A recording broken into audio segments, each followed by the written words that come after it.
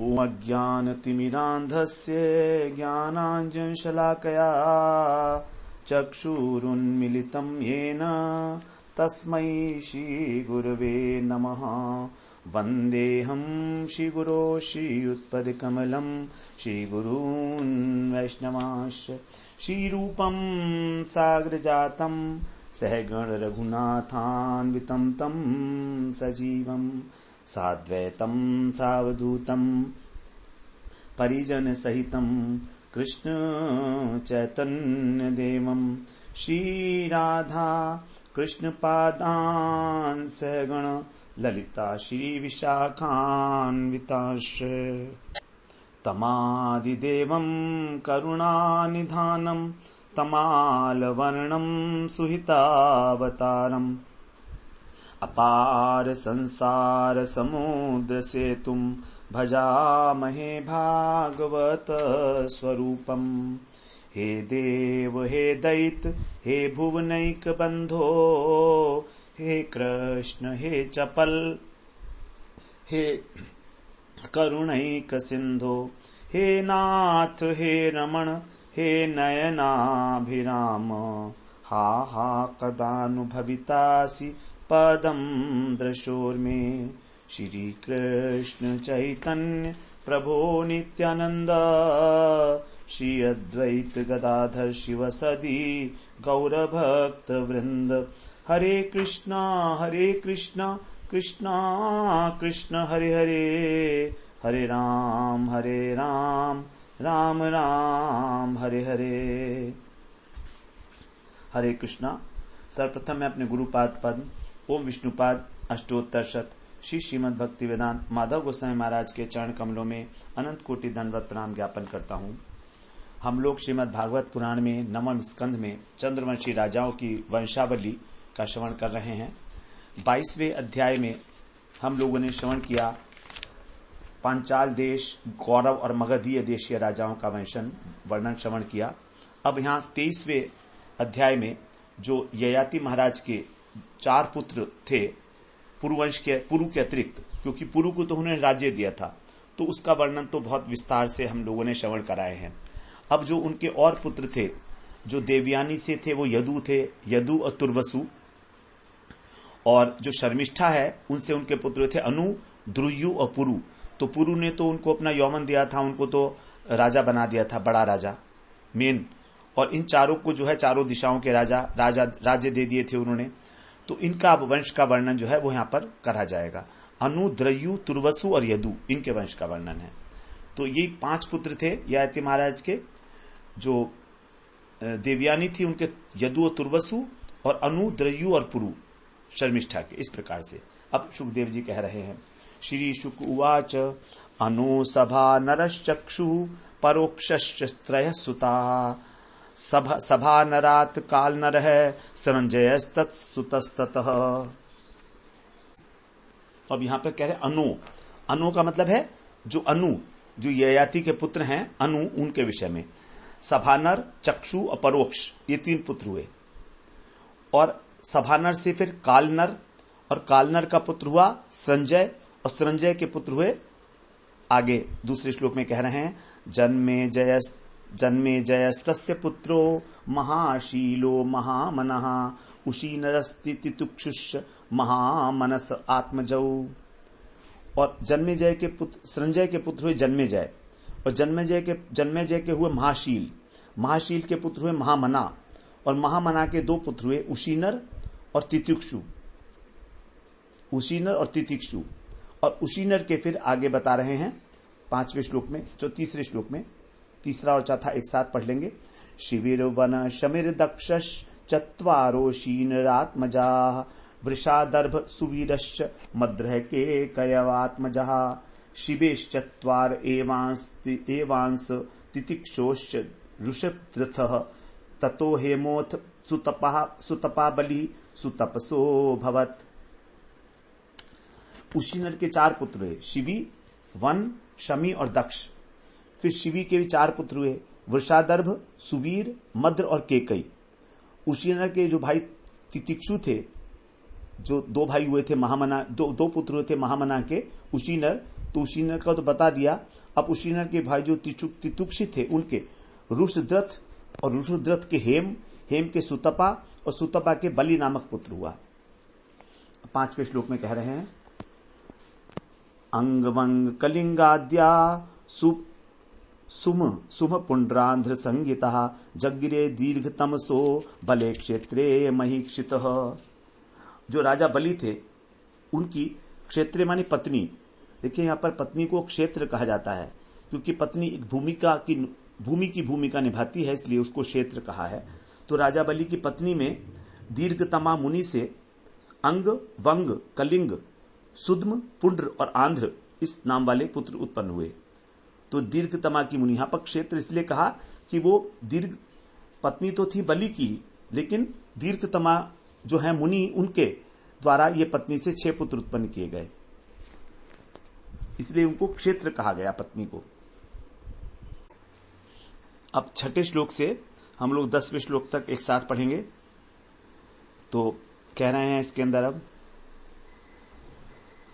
चक्रु स्वनामना विषयान षडीमान प्रांचकांश ते खनपानोंग तो जज्ञे तस्मात् दिविरथस्ततः सुतो धर्मरथो यस्य जज्ञे रथो प्रजा रोमपाद इति ख्यातस् तस्मै दशरथः सखा शान्तां स्वकन्यां प्रायच्छ दृश्यभृंग उवाहतां देवे वर्षति यं क्रामा आनिन्युर्हरिणी सुतं नाट्यसङ्गीतवादित्रैर्विभ्रमालिङ्ग नारणै सतुराज्ञोऽनपत्यस्य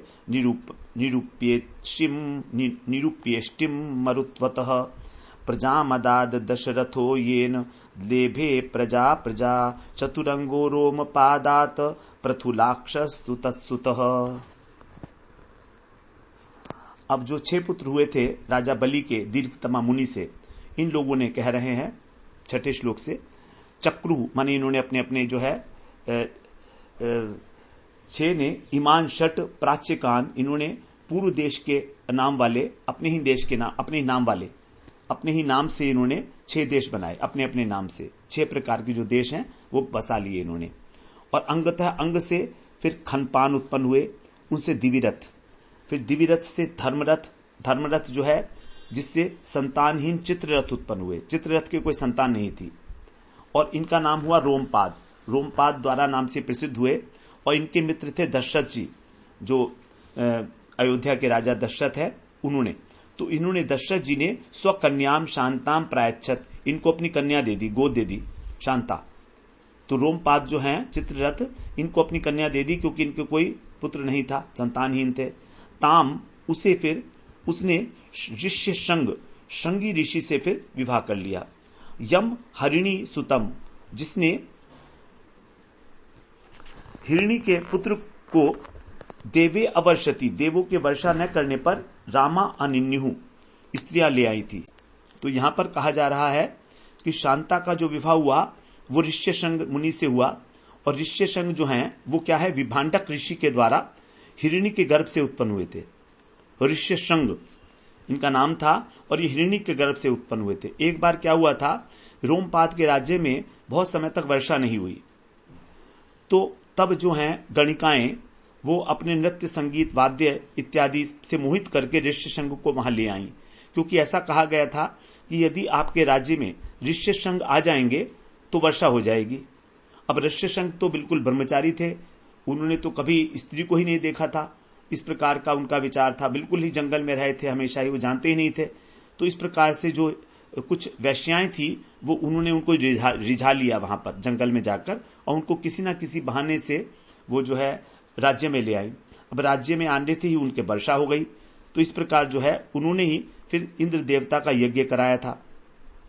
और जो संतानहीन राजा रोमपाद थे इनको भी पुत्र हुआ। तो रोमपाद ने पहले ही एक शांता नाम की कन्या तो ले ही रखी थी, गोद ले रखी थी दशरथ जी से, और इनका जो विवाह हुआ था ऋष्यशृंग से, इसीलिए क्योंकि इन्होंने वर्षा करा दी थी इसलिए राजा ने इनको अपनी कन्या जो है दे दी थी, जो गोद ली हुई कन्या थी शांता। अब रोमपाद को फिर बाद में पुत्र भी हुआ जब उन्होंने यज्ञ कराया। तो और पुत्रहीन जो दशरथ थे उन्हीं के प्रयत्न से फिर 4 पुत्र उत्पन्न किए। जो भगवान जो दशरथ जी ने पुत्रेष्टि यज्ञ किया था, वहां पर जो यज्ञ के पुरोहित थे वो यही थे, ऋष्यशृंग, अर्थात उनके दामाद। तो दशरथ जी के दामाद ने ही जो है वो पुत्रेष्टि यज्ञ कराया था, जिससे कि जो है राम लक्ष्मण क्षत्र भरत शत्रुघ्न जो है वो उत्पन्न हुए थे सब इस प्रकार से। और रोमपाद का फिर पुत्र हुआ चतुरंग, और दूसरा पुत्र जो बताया ना संतानहीन थे पहले, लेकिन इनको पुत्र हो गया था यज्ञ कराने के कारण। फिर रोमपाद का पुत्र हुआ चतुरंग, और चतुरंग का पुत्र हुआ पृथुलाक्ष। इस प्रकार से ये पूरा यहां पर विवरण बताया जा रहा है अनु के पुत्र का। ये अनु जो है ये याति के वंश के हैं, याति के पुत्र हैं। अब आगे 11वें श्लोक में कह रहे हैं, वृहद रथो वृहद कर्मा वृहद भानुश्च तत्सुतः आद्याद वृहन्मनास्तस्मात् जयद्रथ उदाहृतः। पृथुलाक्ष के हुए वृहद्रथ। वृहद्रथ जो है कई बार आ चुका है नाम, इसलिए कंफ्यूजन ना हो, पहले भी वृहद्रथ का जो है वर्णन हो चुका है। तो ये पृथुलाक्ष के पुत्र हैं, वृहद्रथ हैं, जो अनु के वंश में आए हैं। और फिर वृहद कर्मा और वृहद भानु 3 पुत्र हुए। फिर वृहद्रथ के पुत्र हुए वृहद मना, और वृहद मना के पुत्र हुए जयद्रथ। जयद्रथ नाम भी कई बार आया है। अब आगे कह रहे हैं, विजयस्तस्य संभूत्याम ततो धृतराजायत ततो धृतव्रतस्तस्य सत्कर्माधिरतस्ततः। अब जो जयद्रथ थे, इनकी पत्नी का नाम था संभूति, और संभूति से फिर विजय का जन्म हुआ। और फिर विजय का पुत्र हुआ धृति, धृति का पुत्र हुआ धृतव्रत, और धृतव्रत का पुत्र हुआ सत्कर्मा, और सत्कर्मा का पुत्र हुआ अधिरथ। तो यहां पर अधिरथ जो है ये इंपॉर्टेंट हो जाता है, क्योंकि ये कर्ण का इसने जो है पालन किया था, अधिरथ। अब आगे कह रहे हैं 13वें श्लोक में, यो असौ गंगा तटे क्रीडन मंजूषांतर्गतम शिशुम कुंत्या पविद्धम कानीनम अनपत्यो करो सुतम। कुंत्या कानीनम, कुंती के द्वारा कन्यावस्था में ही जो उत्पन्न किया गया था, और फिर अपविद्धम, उसको छोड़ दिया गया था, ऐसा मंजूषा अंतर्गतम, एक पेटी के अंदर रखा हुआ शिशु बालक को असौ, यह इन जिन्होंने गंगा तटे, गंगा के किनारे क्रीडन माने खेलते समय पाकर अनपत्य, संतानहीन होने के कारण सुतम अकरोत, अपना पुत्र बना लिया। तो ये जो अधिरथ थे, ये तो कई लोग कहते हैं कि कर्ण जो है सूत पुत्र थे, अधिरथ को कहा जाता है सूत पुत्र हैं वो, लेकिन ऐसा तो नहीं यहां पर लग रहा है, क्योंकि अधिरथ जो हैं वो तो एक वंश में आ रहे हैं, पूरा वंश है इनका। तो इस प्रकार से पूरा का पूरा वंश है, इसमें तो कहीं सूत का बात आया नहीं है, सूत पुत्र कहा जाता है इनको। कई बार कहते हैं कि कर्ण जो है वो एक ठीक वंश के नहीं थे, ऐसा नहीं है। लेकिन तो कह रहे हैं, जब एक बार ये क्रीड़ा कर रहे थे जंगल गंगा तट पर, तो देखा कि पिटारे में नन्हा शिशु आ रहा है। वही थे कर्ण, जिनको कुंती ने कन्यावस्था में त्याग दिया था, क्योंकि कुंती ने जो है उनको जो वरदान मिला था, संभवतः दुर्वासा ऋषि से शायद मिला होगा वरदान, तो उनने जो है सूर्य देवता को बुलाया था। अब जब सूर्य आ गए तो कुंती जी ने कहा कि मैंने तो केवल परीक्षा के लिए आपको बुलाया था कि जो वरदान दिया है ऋषि के द्वारा वो ठीक है भी कि नहीं है। लेकिन सूर्य ने कहा नहीं, आप मैं आया हूं तो आपको मुझसे कुछ तो प्राप्ति करनी ही पड़ेगी। तो इसलिए उन्होंने जो है वहां पर उनके अंदर जो है आधान किया, और फिर कर्ण की उत्पत्ति हो गई थी। तो इस प्रकार से, लेकिन फिर ये वरदान भी लिया था कि कुंती जो है अक्षत योनि रहेंगी, इस प्रकार से। तो इसलिए उन्होंने जो है इसको बहा दिया था, और अधिरथ ने उसको अपना पुत्र बना लिया। ये इसमें थोड़ी सी बात आती है महाभारत के हिसाब से। अब आरब्धस्तस्य गंधारस तस्य धर्मस्ततो धृतः। वृषसेन सुतस्तस्य कर्णस्य जगति पतेः ध्रुयोश्च तनयो बभ्रुः सेतुस्तस्यात्मजस्ततः। 14, 15, 16, 17 एक साथ ही हैं। आरब्धस्तस्य गंधारस तस्य धर्मस्ततो धृतः धृतस्य दुर्मनास्तस्मात् प्रचेता प्राचेतसं शतं मलेच्छाधिपतयो भुवन् उदीचीं दिशमाश्रितः तुर्वसोश्च सुतो वहनिर्भगो रथ भानुमान् त्रिभानुस्ततः सुतोस्यापि करंधम उदारधि मरुतस्तुतो पुत्र पुत्रम पौरवम अन्वभूत। अब 14वें श्लोक से, हे परीक्षित, राजा कर्ण के पुत्र का नाम हुआ वृषसेन। ये वृषसेन बड़ा पुत्र था इनका, कर्ण का। ये याति के पुत्र जो दुर्यु थे, अब उनके वंश का वर्णन बता रहे हैं। ये दुर्यु भी जो है शर्मिष्ठा के पुत्र थे। तो दुर्यु के से बभ्रू का जन्म हुआ, बभ्रू से सेतु, सेतु के आरब्ध, आरब्ध के गांधार, गांधार के धर्म, धर्म का धृत, धृत का दुर्मना, दुर्मना का पुत्र हुआ प्रेचिता, प्रेचिता के 100 पुत्र हुए। ये उत्तर दिशा में मलेच्छों के राजा हुए। ये याति के पुत्र, अब तुर्वसु का वर्णन है यहाँ पर। जो तुर्वसु हैं ये देवयानी के पुत्र हैं, तुर्वसु। तो देवयानी के 2 पुत्र थे, यदु और तुर्वसु, और अनु और ध्रुयु ये उसके थे, शर्मिष्ठा के। तो शर्मिष्ठा के जो दोनों पुत्र थे अनु और ध्रुवयु, उनका वर्णन कर दिया। पुरु का तो पहले ही कराए थे। अब यदु का वर्णन बाद में करेंगे, लेकिन उससे पहले अब तुर्वसु का वर्णन किया जा रहा है। तुर्वसु के पुत्र हुए वहनी, वहनी का पुत्र हुआ भर्ग, भर्ग का भानुमान, भानुमान का त्रिभानु, त्रिभानु का उदार बुद्धि, उदार बुद्धि का करंधम, करंधम का पुत्र हुआ मरुत, मरुत जो है वो संतानहीन था। मरुतस तत सुत्रो अपुत्र था, इसलिए उसने पूर्ववंशी दुष्यंत को अपना पुत्र बना रखा था।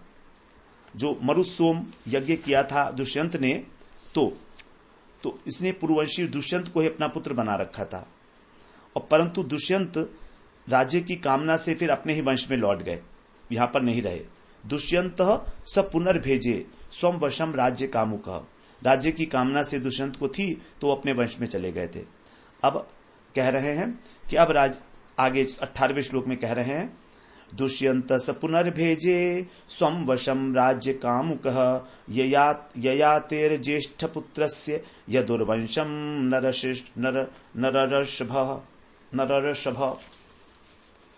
कह रहे हैं जो राज्य की इच्छा करने वाले दुष्यंत थे वे पुनः अपने वंश में चले गए, क्योंकि वो तो दुष्यंत तो भरत वंशी हैं, उसमें भरत के पिता हैं, तो वो उधर चले गए। फिर जो पुरुष श्रेष्ठ परीक्षित जो है वो ययाति के वंश का जो है वर्णन अब आप श्रवण करो, ऐसा कह रहे हैं 18वें श्लोक में। अब 19वें श्लोक से ययाति के वंश का वर्णन आ रहा है, इंपॉर्टेंट है यह। वर्णयामि महापुण्यम सर्व पाप हरम नृणाम यदुर्वंशम नरः श्रुत्वा सर्व पापै प्रमुच्यते। अब देखिए यहां पर यदुवंश का वर्णन करने से पहले ही उन्होंने फल की श्रुति बता दी कि इसको सुनने का क्या हमको लाभ मिलेगा।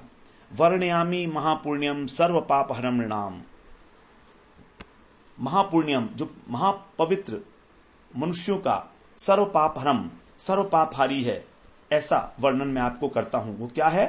नरह यदो, मनुष्य जो यदु हैं उनके वंश का वर्णन। और श्रुत्वा माने इसको सुनकर सर्व पापई प्रमुच्यते, सभी पापों से व्यक्ति छूट जाता है। बड़ी सुंदर फलश्रुति बताई है। तो हम यहां से 19वें श्लोक से अब धीरे धीरे इसको श्रवण करेंगे, सभी श्रवण करेंगे इसको, क्योंकि कह रहे हैं भैया पापों से मुक्ति हो जाएगी इससे, जो भी इसका श्रवण करेगा। और फिर श्रद्धा पूर्वक श्रवण किए तो बहुत ही अच्छी बात है। वास्तव में श्रवण करने का मतलब ही है श्रद्धा पूर्वक। यदि श्रद्धा नहीं तो श्रवण काहे का? फिर तो एक कान से सुना और दूसरे से निकाल दिया। तो इसलिए यहां पर पहले ही फलश्रुति बता दी है कि ये यदुवंश बड़ा पवित्र बताया है, इसी के अंदर भगवान का जन्म होने वाला है। यदुवंशी है ना भगवान, तो इसीलिए परम पवित्र है, सारे कलमश को दूर करने वाला है। भगवान पुरुषोत्तम जो है वो खुद ही आने वाले हैं इसमें। अब आगे कह रहे हैं 20वें-21वें श्लोक में, यतावतीर्णो भगवान परमात्मा नराकृति यदो सहस्रजित क्रोष्टा नलो रिपुरिति श्रुतः चत्वारः सूनवस्तत्र शतजित प्रथमात्मजः महाहयो वेणुहयो हैयैश्चेति तत्सुतः। 20वां और 21वां श्लोक है, एक साथ ही है। यत्र मानी जिस वंश में भगवान परमात्मा नर आकृति मनुष्य के रूप में अवतीर्ण हुए। ये कैसा वंश है? जिसमें स्वयं परब्रह्म कृष्ण जो हैं वो मनुष्य के रूप में आए हैं। यदु के जो हैं सहस्त्रजित, क्रोष्टा, नल और रुपु, ये पुत्र थे 4। सहस्त्रजित, क्रोष्टा, नल और रिपु 4 पुत्र थे। अब कह रहे हैं जो सहस्त्रजित थे उनसे शतजित का उत्पन्न हुआ। शतजित के 3 पुत्र थे, महाहय, वेणुहय और हयहय। महाहय, वेणुहय और हयहय। हयहय का पुत्र हुआ धर्म। धर्म के आगे 22वें श्लोक में कह रहे हैं, धर्मस्तु हयहय सुतो नेत्र है कुंते पिता ततः सोहंजिरत अभवत कुंतेर महिष्मान भद्रसेन कह। जो हयहय हैं उनका पुत्र हुआ धर्म। धर्म के पुत्र हुए नेत्र। नेत्र के पुत्र हुए कुंती। कुंती का सोहंजी और सोहंजी का महिष्मान और महिष्मान का पुत्र हुआ भद्रसेन। अब आगे कह रहे हैं, दुर्मदो भद्रसेनस्य धन कह कृत वीर्यसु कृताग्नि कृत वर्मा च कृतौजा धन कात्मजा। भद्रसेन के 2 पुत्र हुए, दुर्मद और धनक। धनक के फिर 4 पुत्र हुए, कृतवीर्य, कृताग्नि, कृतवर्मा और कृतौजा। अब 24वें श्लोक में कह रहे हैं, अर्जुन कृतवीरस्य सप्तद्वीपेश्वरो भवत् दत्तात्रेय दत्तात्रेयाधरे हरेरंशात् प्राप्त योग महागुण। कृतवीर्य का पुत्र था अर्जुन। अर्जुन है कृतवीरस्य। वह 7 द्वीपों का एक छत्र सम्राट था। सप्तद्वीपेश्वरो भवत्। और दत्तात्रेय हरेर अंशात, जो हरि के अंश हैं दत्तात्रेय, उनकी योग सिद्धि से ये योग महागुण, योग की महासिद्धियां इसको प्राप्त थी दत्तात्रेय जी से। जो भगवान के अंश हैं दत्तात्रेय, उनके द्वारा। तो ये वही सहस्त्रार्जुन है जिसको हमने कहा था कार्तवीर्य सहस्त्रार्जुन। क्योंकि कृतवीर्य का पुत्र है इसलिए इसका पूरा नाम हुआ कार्तवीर्य, और इसकी 1000 भुजाएं थी, इसीलिए इसको कहा जाता है कार्तवीर्य सहस्त्रार्जुन। और इसीलिए इसका जो वंश है वो हयहय वंश है। तो ये यदु जी का ही वंश है हयहय, क्योंकि यदु जी के ही जो पुत्र थे उन्हीं में इसका जन्म हुआ है। तो यदु जी के 4 पुत्र सहस्त्रजित, सहस्त्रजित के पुत्र शतजित, शतजित के पुत्र थे हयहय। तो हयहय वंश के अंदर जो है इसका जन्म हुआ है कार्तवीर्य। इसको इसलिए कृतवीर्य का पुत्र होने के कारण कार्तवीर्य सहस्त्रार्जुन कहा जाता है। इसको जो है दत्तात्रेय जी ने योग विद्या सिखाई थी। अणिमा, लघिमा इत्यादि बड़ी बड़ी जो हैं सिद्धियां वो इसने सब प्राप्त की थी दत्तात्रेय जी की सेवा करके। न नूनम कार्तवीरस्य गतिम यास्यन्ति पार्थिवः यज्ञ दान तपो योग श्रुतवीर्य जयादिभि। राजा लोग पार्थिवाम, नूनम माने निश्चित रूप से, यज्ञ दान तप योग, यश, श्रुत माने यश, वीर्य पराक्रम और विजय आदि के द्वारा कार्तवीर्य से, जो कृतवीर्य के पुत्र है सहस्त्रार्जुन, इनके गतिम, इस गति को न यास्यन्ति, इस पद को नहीं प्राप्त कर सकते। जो इन्होंने प्राप्त किया था ये सब इतना योग सिद्धि, लेकिन तो भी क्या हुआ, परशुराम जी ने इनको मारा, पता भी नहीं लगा कब को मार दिया। कितना भयंकर युद्ध था जो हम लोगों ने परशुराम चरित्र में श्रवण किया है। अब आगे 26वें श्लोक में कह रहे हैं, 85 सहस्राणि ह्यवयात बलः समा अनष्ट वित्त स्मरणो बुभुजे अक्षय षड्वसु।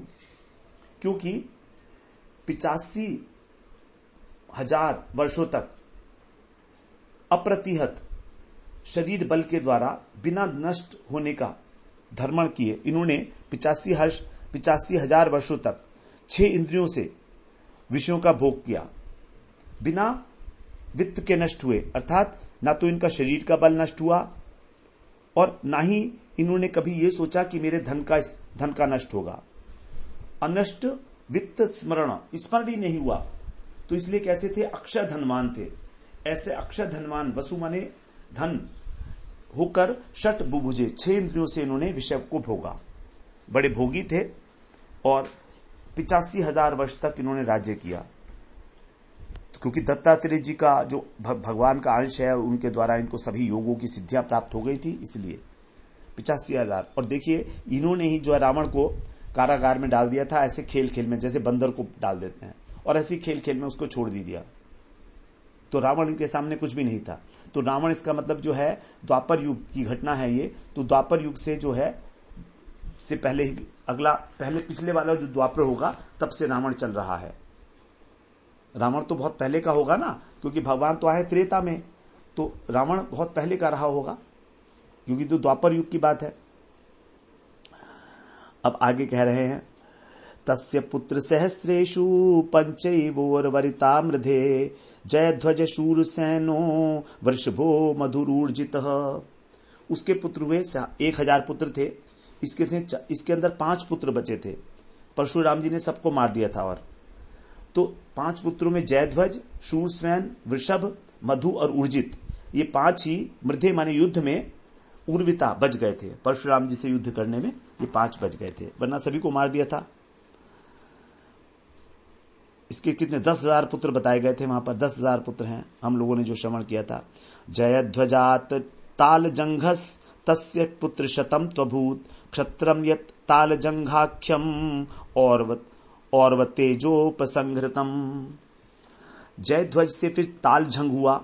ताल जंग के 100 पुत्र हुए, पुत्र शतम अभूत, और जिनसे ताल जंग नामक क्षत्रियों को और ऋषि के प्रभाव से उपहृतम सगर ने समाप्त कर दिया। राजा जो सगर थे उन्होंने इनको सबको संहार कर दिया था, और शक्ति महर्षि और की शक्ति से 100 पुत्र थे इनके भी। तेषाम ज्येष्ठो वीतिहोत्रो वृष्णिपुत्रो मधो स्मृतः तस्य पुत्र शतम त्वासीत वृष्णि ज्येष्ठम यतः कुलम। उन 100 पुत्रों में जो बड़ा था उसका नाम था वीतिहोत्र, उसका पुत्र हुआ मधु, और मधु का पुत्र हुआ वृष्णि। तो ये जो मधु वंश है अब यहीं से चल रहा है। मधु वंश जो चला है हमारा वहीं से चल रहा है।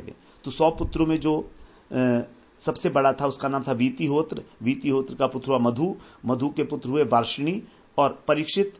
आगे कह रहे हैं 30वें श्लोक से, माधवा वृष्णयो राजन यादवाश्चेति संगीता यदुपुत्र से चक्रोष्टो पुत्रो वृजिन्वांस्ततः।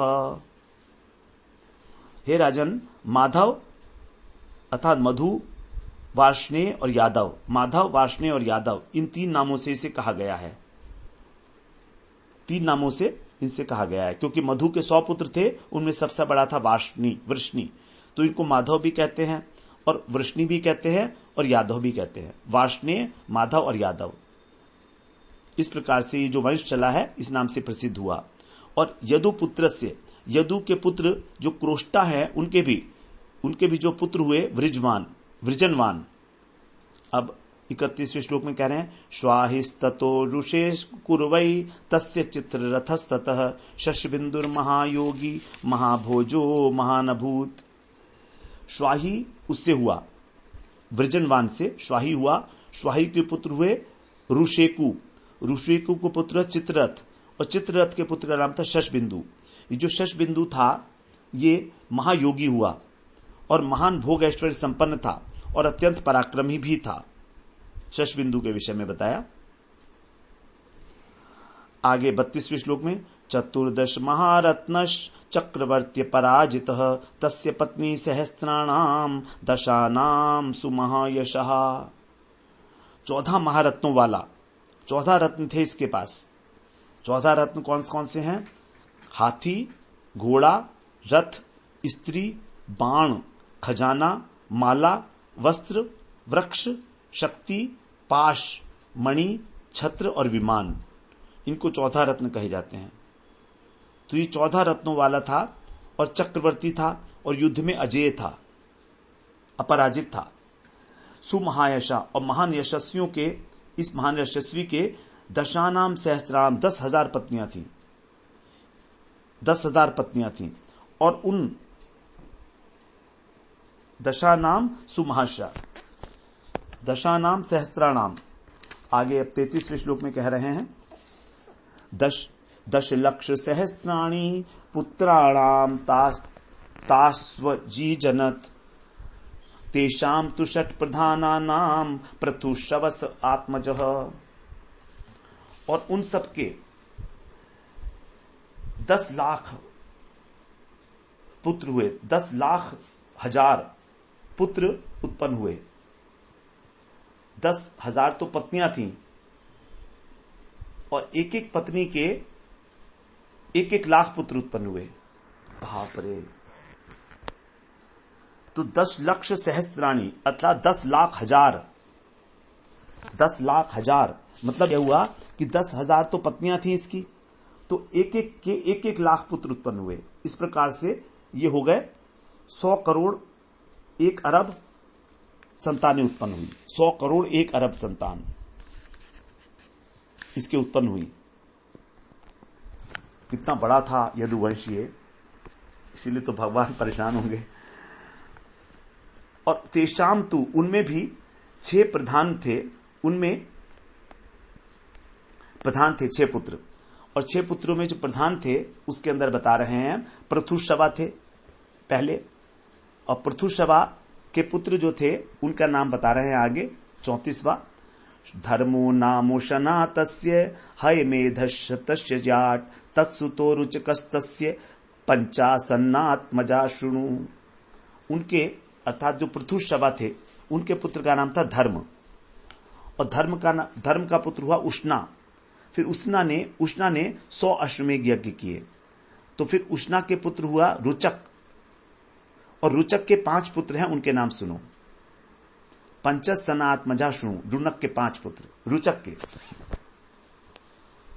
अब 35वां 36वां और 37वां एक साथ ही कह रहे हैं। पुरुजित रुक्मेषु पृथुज्यामघ संगिता ज्यामघस्त्व प्रजेयोपन्य अपन्यायाम अपिन्याम भार्याम शैव्या पतिर्भयात नाविंदत छत्रुभवनात् भोज्याम कन्या महारशीत रतस्थाम ताम निरीक्ष्याः शैव्या पतिम अमर्षिता के अयम कुहकमत स्थानम रथमारोपितेति वै स्नुषा तव इति अभिहिते स्मयंती पतिमब्रवीत। 35वें श्लोक से पुरुजित उनके नाम क्या क्या थे? जो रुचक थे उनके 5 नाम थे पुत्रों के, पुरुजित, रुक्म, रुक्मेशु, पृथु और जामघ। संगीता इस नाम वाले उनके 5 पुत्र थे। अब जामघ जो था वो संतानहीन था।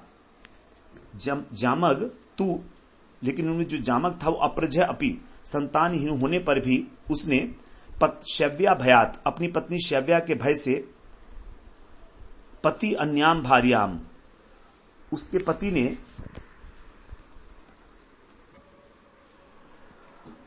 अन्य भार्याम दूसरा विवाह नहीं किया, न अविंदन नहीं किया, न अविंदन, तो उसने जो है नहीं किया। फिर कह रहे हैं शत्रु भवनात्, शत्रु के भवन से। तो इस प्रकार से एक बार जब वो अपने शत्रु के घर से भवन से भोज्याम कन्याम हरण आहरणीत, भोज्या नाम की एक कन्या को हरण करके ले आया। तो पत्नी के भय से उसने दूसरा विवाह तो नहीं किया, लेकिन एक बार वो अपने शत्रु के घर से भोज्या नामक कन्या को हरण कर ले आया। लेकिन ताम रथस्थाम निरीक्ष्य, उस रथ पर जब शैव्या ने अपनी पति के रथ पर बैठी उस कन्या को देखा, तो रथस्थाम निरीक्ष्य, उस रथ पर बैठी हुई कन्या को देखकर अमर्षिता, असहनशीलतावश उसने पतिम शैव्या आहा, पति से शैव्या ने कहा, क्योंकि वो भय से जो है विवाह तो नहीं कर रहा था, लेकिन एक कन्या को ले आया शत्रु के घर से, भोज्या नाम की एक कन्या को। अब वो चिढ़कर अपने पति से बोलती है, जो उसकी पत्नी है वो बोलती है, जामक की पत्नी, कुहक अरे कपटी, मत स्थानम अयम किम इयम किम, मेरे स्थान पर यह किसे तुमने रथम आरोपिता, रथ पर बिठा रखा है। तो तब स्नुषा, तब डर के वो बोला कि तब स्नुषा, ये तुम्हारी पुत्र वधू है, ऐसा कह दिया उसने। तो स्मयंती पतिम अब्रवीत, तो शैव्या जो उसकी पत्नी है उसने मुस्कुराकर अपने पति से कहा। देखिए क्या क्या ड्रामेबाजी हो रही है। तो अब वो पत्नी बोल रही है, शैव्या मुस्कुराकर अपने पति से, जब उसने कहा है तुम्हारी पुत्र वधू है, अर्थात तुम्हारे बेटे की पत्नी है। अहम वंध्या सपत्नी च स्नुषा में युज्यते कथम जनयिष्यसि यम प्राज्ञी तस्येयम उपयुज्यते, कि मैं तो बंध्या हूं, अहम बंध्या, मेरे तो पुत्र ही नहीं हुआ है, जन्म से ही मैं बांझ हूं और मेरी कोई सौत भी नहीं है, असपत्नी, असपत्नी मतलब शौच भी नहीं है मेरी कोई, तो फिर मे स्नुषा कथम युज्यते, मेरी पुत्रवधू कैसे हो सकती है। तो इस प्रकार जब महारानी बोला तो राजा क्या कहता है, वो कहता है जामग कि राज्ञी यम, महारानी जिसको जनिष्यसि तुम उत्पन्न करोगी, तुम्हारे जो पुत्र होगा उसकी तस्य इयम उपयुज्यते, ये उसकी पत्नी बनेगी। तो मैं इसको पहले ही ले आया हूं कि जो तुम्हारे ऊपर पुत्र उत्पन्न होगा हम उससे इसका विवाह करा देंगे। इस प्रकार से जो है राजा डर के मारे बोल गया। अब 39 श्लोक में कह रहे हैं, अवमोदंत तद विश्वे देवा पितर एव च शैव्या गर्भमधात काले कुमारम सुषुवे शुभम सविदर्भ इति प्रोक्त उपये में स्नुषाम सतीम। अब जब राजा ने ऐसा बोल दिया, कोई प्रेरणा रही होगी उसके मन में, क्योंकि डर गया था वो, तो ऐसा बोल दिया डर के मारे कि तुम्हारी पुत्रवधू है। तो जब ऐसा बोल दिया तो क्या हुआ, तत् विश्व देवा पितर एव अनुमोदंत, तब उसका जो विश्व देवा है और पितर हैं उन्होंने अनुमोदन कर दिया, उन्होंने रिकमेंड कर दिया, हाँ बिल्कुल ठीक ठीक, जो राजा कह रहा है वो ठीक ही है। जबकि ये तो देवता लोग हैं, पितर, विश्व देवा और पितर इस धरती पर तो रहते नहीं है, ये अपने पितर लोक में रहते हैं और विश्व देवा अपने लोक में रहते होंगे। तो उन्होंने अनुमोदन कर दिया। अब क्या हुआ, शैव्या गर्भम अदधात, शैव्या ने फिर गर्भ को धारण किया, होना ही था, क्योंकि जब उन्होंने कह दिया पुत्रवधू है तो पुत्रवधू है। काले शुभम कुमारम शुशुभे, जब समय आया तो उसने एक शुभ कुमार को उत्पन्न किया, क्योंकि अब ये तो प्रेरणा से हो रहा है देवताओं की, क्योंकि इस वंश को चलाना है ना। सौ विदर्भ इति प्रोक्ता, उसका नाम हुआ विदर्भ। सतीम सुनुषाम उपये में, फिर उस शैव्या की जो साध्वी पुत्र वधू थी भोज्या, उससे उसका विवाह करा दिया गया। जो पुत्र उत्पन्न हुआ विदर्भ, उससे जो आई थी जो भोज्या नाम की जो पुत्र वधू थी, जिसको लेकर आया था अपने शत्रु के घर से, वो जामग। इस प्रकार से यहां पर जो है बताया कि उसने कह दिया और पुत्र भी हो गया और उससे उसकी विवाह भी करा दिया गया। तो यहां पर बताया जाता है कि जामग ने पूर्व समय में कभी किसी समय देवताओं की और पितरों की बड़ी उपासना की थी, पूजा की थी, उसी के कारण जो है इस प्रकार की आकाशवाणी हुई और उनकी कृपा हो गई जामग के ऊपर। इसीलिए अब जन्म से पूर्व ही उस जो है लड़की को, जो भोज्या थी, उसको बहू के रूप में स्वीकार कर लिया गया था कि पुत्र वधू है। तो फिर जब विदर्भ बड़ा हो गया तो उसके साथ उसका विवाह करा दिया गया। तो यहां पर ऐसा कहा जाता है कि जो जामग के संबंध में कहावत है ये, कि आज तक सृष्टि में जितने भी पत्नी भक्त राजा हुए हैं उन सब में जामग जैसा पत्नी भक्त जो है कोई नहीं हुआ। विष्णु पुराण में ऐसा कहा गया है, भार्यावश्याश्च ये केचित भविष्यन्ति अथवा मृता तेषाम तु जामघ श्रेष्ठ शैव्या पतिर अभूत नृपः। विष्णु पुराण में है कि भार्या के वश में होने वाला जो राजा है और जो कभी भविष्य में भी ऐसा नहीं होगा, इस प्रकार का है ये जामग, सबसे श्रेष्ठ है।